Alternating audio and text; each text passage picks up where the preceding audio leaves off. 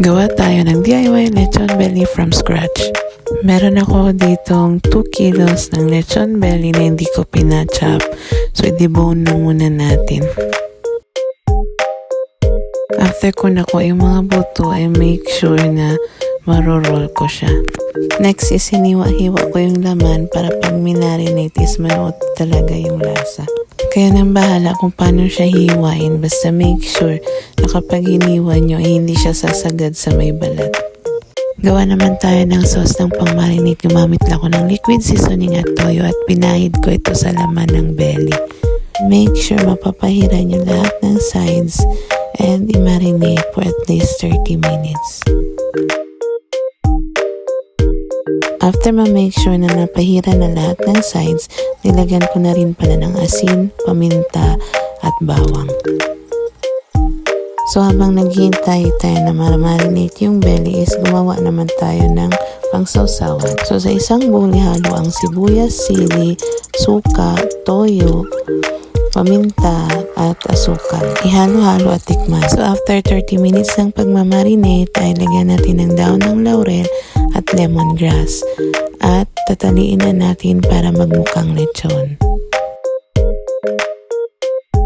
Siyempre dito kailangan nyo po ng makakasama sa pagtali para maayos nyo pong matali at hindi bumuka yung laman kapag naisalang na sa air fryer.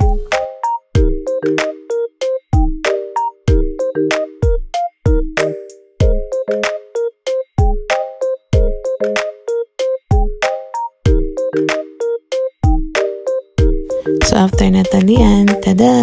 So yan na po yung magiging itsura ng lechon belly. So balutin natin siya sa foil and ready na siya isalang sa air fryer or sa oven.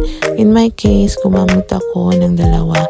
Una is in-oven ko and then in-air fry ko. Pero either lang sa dalawa kung anong meron kayo, yun yung gamitin nyo. So ready na siyang isalang. So make sure na na-preheat nyo yung oven bago nyo siya ilagay. Same with the air fryer, dapat naka-preheat din yung air fryer bago nyo ilagay yung belly. So after an hour is chinek ko siya and tinanggal ko muna siya sa oven para pahiran ng toyo na may oil. Pwede rin yung ginamit yung sauce na pang marinate, lagyan nyo po ng oil and yun po yung ipahid nyo dyan.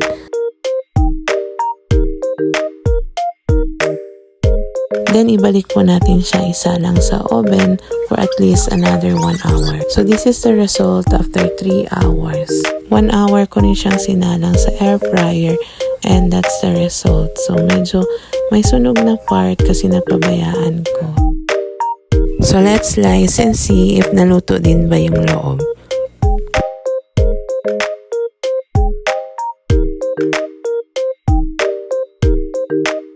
So ayan yung loob. So i-taste test na natin.